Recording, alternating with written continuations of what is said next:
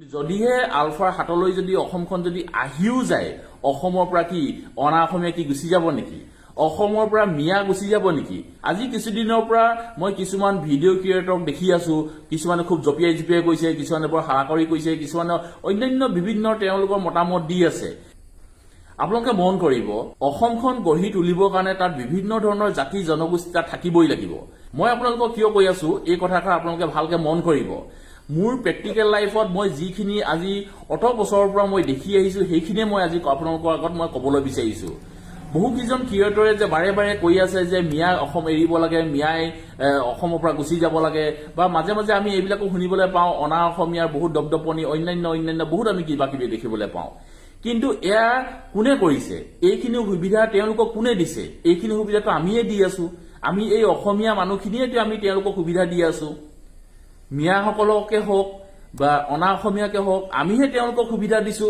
যে তোমালোকে আহা এইটো কাম কৰা আমিহে তেওঁলোকক মানে আমাৰ কিছুমান আমি তেওঁলোকক জানি বা অজানিতে আমি তেওঁলোকক কিছুমান সুবিধা দি দিছো বহু মানুহে কয় বিভিন্ন ধৰণৰ আলোচনা বিলোচনা তেওঁলোকে কৰে আৰু কয় যে অসমত বোলে অকল অসমীয়াই থাকিব লাগে অসমত বোলে অন্যৰ দপদপনি নচলিব কিন্তু আপোনালোকে এটা কথা মন কৰিবচোন যিসকলে বাহিৰত ঘূৰি ফুৰে বা বিভিন্ন ধৰণৰ কাম কাজত তেওঁলোকে জড়িত হৈ থাকে তেওঁলোকে এইবিলাক কথা ভালকে গম পাব যিবিলাকে ঘৰৰ ভিতৰত সোমাই থাকে বা অকল ঘৰখনৰ লগত জড়িত হৈ থাকে সেইবিলাক ব্যক্তিয়ে এইবিলাক কথা ভালকে নাজানে আৰু তেওঁলোকে সেইকাৰণে উধাই মুধাই যিহকে তিহকে বকি দিয়ে এতিয়া আপুনি চাব ট্ৰেইন এখনত যেতিয়া বহু দূৰৰ পৰা কিছুমান মাল আহে কিছুমান সামগ্ৰী আহে সেইবিলাক ট্ৰেইনৰ পৰা সামগ্ৰী কোনে নমিয়ায় সেইবিলাক মটিয়াবিলাক কোন হয় আপোনালোকে নিজে মন কৰিবচোন ট্ৰেইনৰ পৰা যেতিয়া মাল বস্তুবিলাক নমায় মানে আনলোডিং কৰে সেই মটিয়াবিলাক কোন বাৰু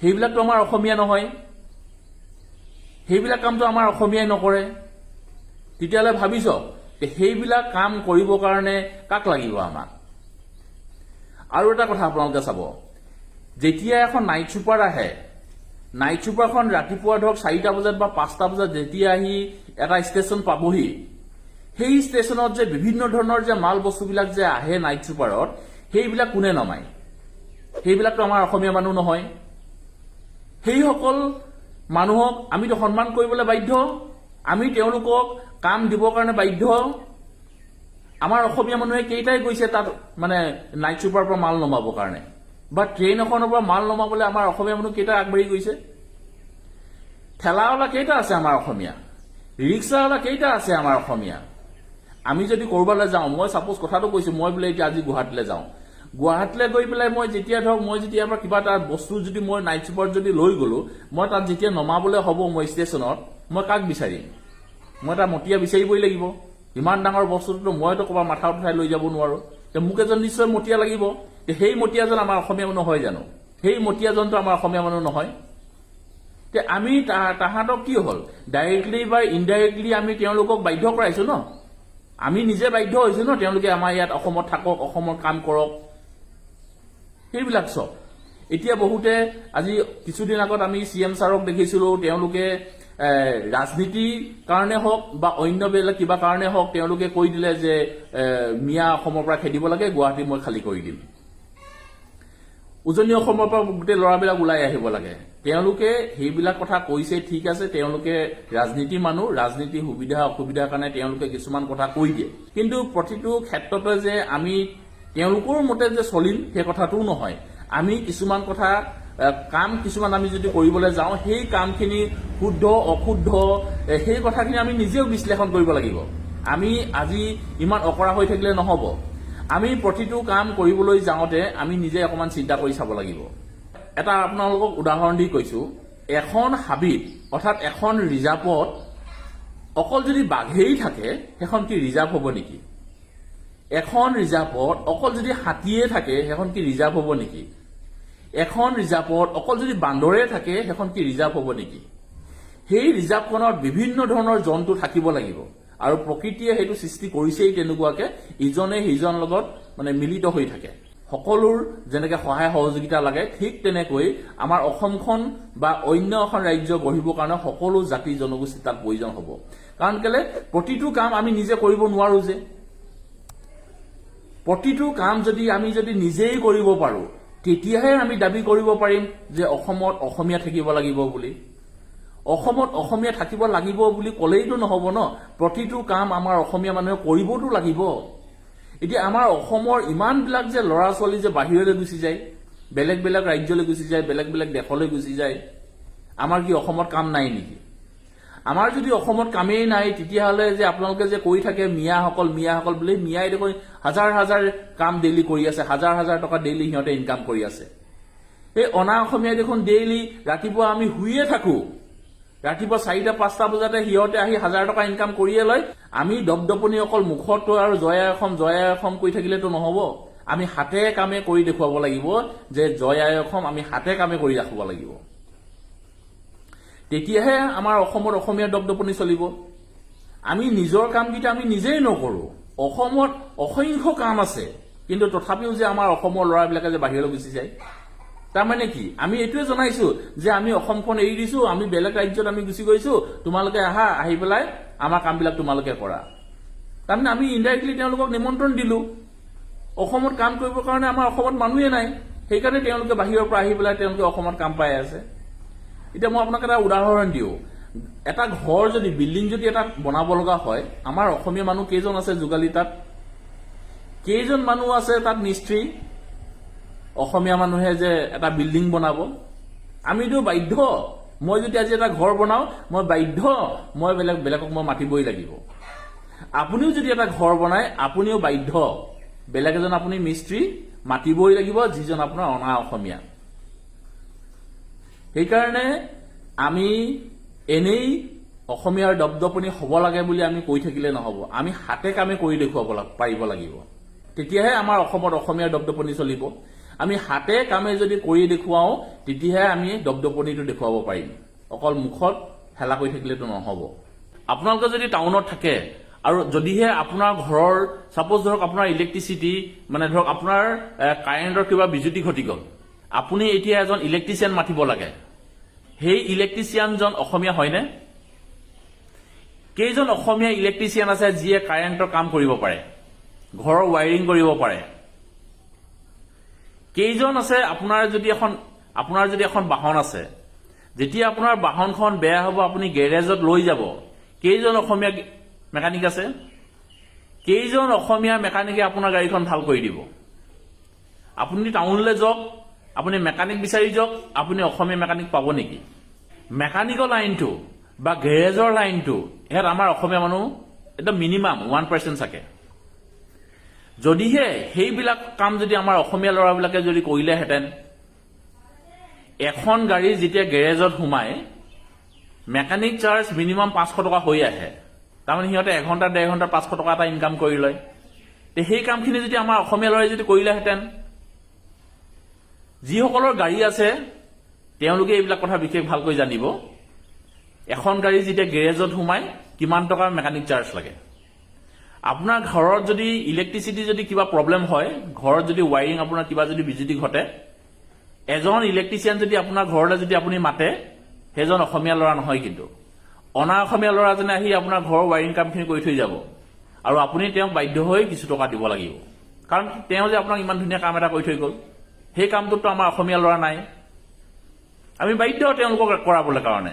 আৰু এটা কথা আপুনি ইয়াত মন কৰিব, আমাৰ অসমীয়া মানুহে আমাৰ অসমীয়া মানুহক মাৰে। আপুনি চাব, বজাৰত যেতিয়া ধৰক আপুনি চব্জি এটা কিনিবলৈ গ'ল, চব্জিটোৰ দাম কিমান? 30 টকা। ইমান দাম!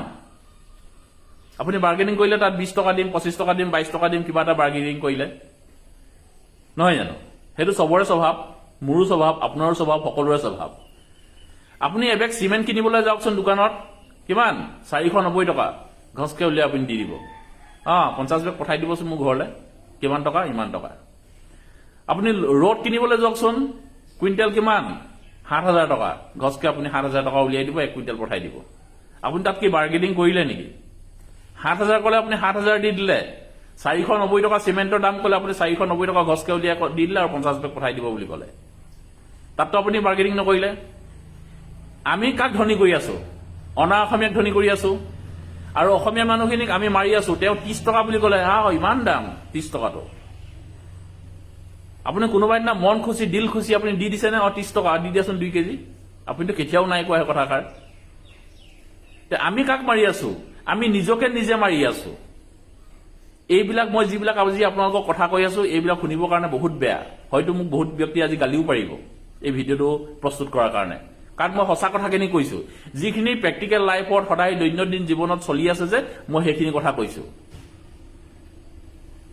শুনিবৰ কাৰণে হয়তো আজি আপোনালোকৰ কাণখন বিষাব পাৰে কিন্তু যিটো সত্য মই সেই কথাটোৱে কৈছো আমাৰ অসমীয়া ল'ৰাবিলাকে অসমত কাম নকৰা মেইন কাৰণটো হ'ল লাজ তেওঁলোকৰ লাজ লাগে এই মই ৰিক্সা চলাম নেকি আমুকাই দেখিব মোক হাঁহিব মোৰ লাজ লাগে মই ঠেলা চলাম নেকি মোৰ লাজ লাগে মই মটিয়া কাম কৰিম নেকি মোৰ লাজ লাগে কিন্তু তেওঁলোকে বাহিৰত গৈনো কি কাম কৰে প্ৰত্যেকেতো অফিচাৰ নহয়গে প্ৰত্যেকেতো ডাঙৰ ডাঙৰ চাকৰি নকৰেগে বহুত ল'ৰা ছোৱালী আছে তেওঁলোকে সিকিউৰিটি গাৰ্ড কৰে আজি কিছুদিন আগত মই কেইজনমান ক্ৰিয়েটৰক দেখিছো তেওঁলোকে বাহিৰত গৈ মাছৰ মটিয়া কৰেগে মাছ উঠায় বা অন্যান্য বিভিন্ন ধৰণৰ মটিয়া কাম কৰে তেওঁলোকে কিন্তু সেইবিলাক ভিডিঅ'ত আমাক নেদেখুৱায় তেওঁলোকে বাহিৰত কৰিব পাৰে কেলে তেওঁলোকক তাত কোনো চিনি নাপায় তেওঁলোকে লাজ নকৰে আৰু ইয়াত আকৌ ধৰক কি তেওঁক চিনি পাব সেইটো কাৰণে লাজ লাগে আৰু সেই লাজটোৰ কাৰণেতো আমি অসমখন বিকি দিছো আনক অকল চৰকাৰে যে অসমখন কণ্ট্ৰল কৰিব এই কথাটো নহয় অসমখন কণ্ট্ৰল কোনে কৰিব ৰাইজে কৰিব আপুনি কৰিম মই কৰিম আমি সকলোৱে কৰিম আমি সকলোৱে মিলিহে আমি অসমখন কণ্ট্ৰল কৰিম অসমখন আমিহে চলাম আমি মিনিষ্টাৰ বা কোনোবা এমএলএক আমি তেওঁলোকক অকল বাছনিহে কৰি দিছো কিছুমান কাম কৰিবৰ কাৰণে কিছুমান সুবিধা আমাক দিবৰ কাৰণে কিন্তু আমি তেওঁলোককতো অসমখনতো দি দিয়া নাই যে তেওঁলোকে গোটেইখিনি ৰাজত্ব কৰিব ৰাজত্ব আমি কৰিম আপুনি কৰিব ৰাইজে কৰিব সকলোৱে আমি একেলগত কৰিম কিন্তু আমি কি কৰিছো সুবিধাটো আমি আনক দি দিছো জানি বুজি লাজৰ কাৰণে ভুলৰ কাৰণে এজন অসমীয়া ল'ৰাই যদি এখন যদি দোকান দিয়ে মই এটা উদাহৰণ দিছো আমাৰ বহুত ব্যক্তিয়ে কয় যে আমি মুছলিমে কটা মাংস আমি নাখাওঁ কিন্তু মুখতে কয় আমাৰ অসমীয়া ল'ৰাই এটা দোকান দিয়কচোন এখন মুৰ্গী দোকান আমাৰ অসমীয়া মানুহকেইজনে দেখিব সেই মুছলিম মানুহৰ দোকানতে গৈ তেওঁলোকে ব্ৰইলাৰ কিনি খাব ছাগলী কিনি খাব আমাৰ অসমীয়া ল'ৰা এটাই যদি এখন মুৰ্গী দোকান দিয়ে তাত নাযায় কিন্তু কওঁতে কব অসমত অসমীয়াৰ দপদপনি হ'ব লাগে অসমত অসমীয়া ৰাজত্ব চলিব লাগে অসমত অসমীয়া সুবিধা পাব লাগে বুলি কিন্তু যেতিয়া কিবা এটা প্ৰয়োজন হ'ব তেওঁলোকে সেই অনা অসমীয়া দোকানখনলৈকে যাব অনা অসমীয়াজনকে সুবিধাটো দিব ক'ৰবাত যদি আলোচনা হয় ক'ৰবাত যদি এখন মিটিং হয় তাত তেওঁলোকে কিন্তু আগস্থানত গৈ বহিব আৰু দুটা ডাঙৰ ডাঙৰ কথাই কৈ দিব কিন্তু পিছদিনাই আপুনি দেখিব তেওঁলোকৰ দোকানৰ পৰাই তেওঁলোকে মাল বস্তু কিনি খাই আছে সেইকাৰণে কয় কিবা এটা কৰে কিবা এটা ক'ব কাৰণে খুব সহজ কিন্তু কৰিবৰ কাৰণে বহুত টান আমাৰ অসমীয়া মানুহে কি কৰিব নোৱাৰে সকলো কাম কৰিব পাৰে কিন্তু নকৰে কিছু মানুহ এলেহুৱা কিছু মানুহ লাজ কৰে কিছু মানুহে সংকোচ ভাৱ আহে মই এইটো কৰিম নেকি কিন্তু কৰো বুলি ক'লে সকলো কৰিব পাৰে আমাৰ অসমীয়াই যিমানখিনি কষ্ট কৰিব পাৰে অইনে চাগে ইমানখিনি কষ্ট কৰিব নোৱাৰিব কিন্তু আমাৰ কিছুমান সংকোচ ভাৱ লাজ চৰম এইবিলাকৰ কাৰণে আমাৰ কিছুমান ব্যক্তিয়ে কাম নকৰে আমাৰ সকলো অসমীয়া যিসকল বাহিৰত আছে কাম কৰিব গৈছে তেওঁলোকে গুচি আহকচোন আহি পেলাই অসমতে কাম কৰক না অইন যিসকল ব্যক্তি আছে অসমত কাম কৰি আছে তেওঁলোকক লাঠি জাঠি লৈ আমি তেওঁলোকক খেদিব নালাগে নহয় আমি কামে তেওঁলোকক খেদিব পাৰিম আমি মুঠতে কাম কৰি যাব লাগে আমাৰ অসমীয়া মানুহে নিজৰ কামখিনি যদি নিজেই কৰে আমি আনক সেইখিনি যদি সুবিধা নিদিও আমি দপদপনি নিজেই এনেই চলাব পাৰিম কিন্তু আমি যে সেই সুবিধাটো যে মানে আনক যে দি দিছো সেইকাৰণে আনে দপদপনি চলাইছে আৰু সেইটো ভুল তেওঁলোকৰ গাত ভুল নহয় সেই ভুলটো আমাৰ গাত আছে আমি যে তেওঁলোকক সুবিধাটো দিছো কাৰণে তেওঁলোকে সুবিধাটো পাইছে এতিয়া বহুত ব্যক্তিয়ে কয় যে আইন বিৰোধী কাম বেছিভাগ মানুহ মুছলিমে কৰে বুলি কয় কিন্তু সেয়া জানো সত্য হয় আমাৰ হিন্দু মানুহেতো বহুত আইন বিৰোধী কাম কৰে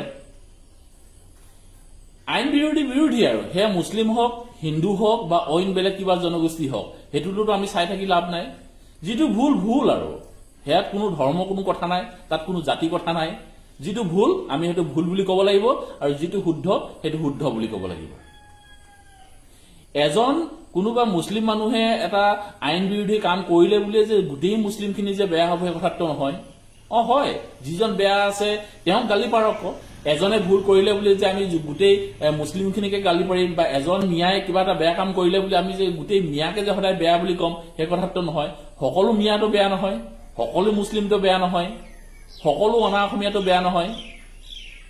হয়, যিজন বেয়া হয় তেওঁক নাম ধৰি পেলাই তেওঁক গালি পাৰক, তেওঁক বিভিন্ন ধৰণৰ সমালোচনা কৰক, সেইটো আমাৰ ক'বলগীয়া নাই।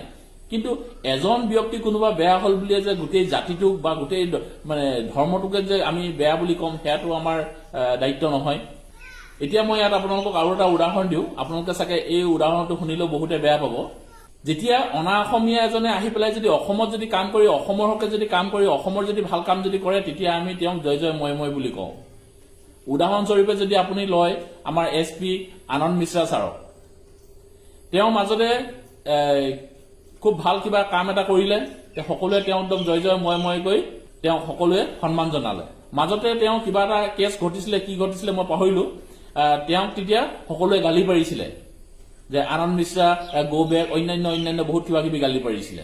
কিন্তু এতিয়াতো ধৰক তেওঁ ভাল কাম কৰিছে বুলি সকলোৱে আকৌ আদৰি লৈছে। তেওঁতো এতিয়া এনেই যদি মই যদি চাবলৈ যাওঁ, তেওঁতো অসমীয়া নহয়, তেওঁতো অনা অসমীয়া হয়। ঠিক তেনেকুৱা ধৰণে সেইকাৰণে যিজন ভাল মানুহটো ভালেই, যিজন বেয়াটো বেয়াই। সেইকাৰণে আমি এজন কোনোবা ভাল মানুহ হল বুলিয়ে যে গোটেই জাতিটোকে যে আমি ভাল বুলি ক'ম, বা কোনোবা এজন যে বেয়া মানুহ হল বুলি আমি যে গোটেই জাতিটোকে যে আমি বেয়া বুলি ক'ম, সেই কথাটো মোৰ হিচাপে নহয়। সেইকাৰণে কোনোবা এজন ব্যক্তিয়ে যদি বেয়া কাম কৰিছে, আমি সেইজনক নিৰ্দিষ্টকে বেয়া বুলি ক'ব লাগে। গোটেই জাতিটোক বা গোটেই ধৰ্মটোক আমাৰ কোৱাৰ সেইটো আমাৰ কোনো দায়িত্ব নাই বুলি মই ভাবো। ক'লে কথা বহু বেছি ওলাই গৈয়ে থাকে, ক'বলৈতো বহুত কথা আছে, কম কেতিয়াবা আৰু কেতিয়াবা অন্য এটা ভিডিঅ'ত। মুঠতে মই আজি ভিডিঅ'টোত এইটো কথাই ক'ব বিচাৰিছো, আমাৰ যিসকল অসমীয়া ল'ৰা বাহিৰত গৈ কাম কৰি আছে, সকলোৱে যদি লাহে লাহে যদি ঘূৰি আহে, অসমতে ইমান বিভিন্ন ধৰণৰ কাম কাজ কৰি আছে, আমি সকলোৱে যদি মিলি পেলাই যদি সকলো ধৰণৰ কামবিলাক যদি আমি কৰিবলৈ যদি আগবাঢ়ি যাওঁ, আমাৰ অসমখন বহু বেছি আগুৱাই যাব। ভিডিঅ'টো আৰু বৰ বেছি দীঘল কৰি নাথাকো, আজি ভিডিঅ'টো ইয়াতে সামৰণি মাৰিছো। অন্য এটা ভিডিঅ'ত অতি সোনকালে লগ পোৱাৰ প্ৰতিশ্ৰুতিৰে আজি এই ভিডিঅ'টোৰ পৰা বিদায় ললো। ধন্যবাদ থাকিল। জয় আই অসম।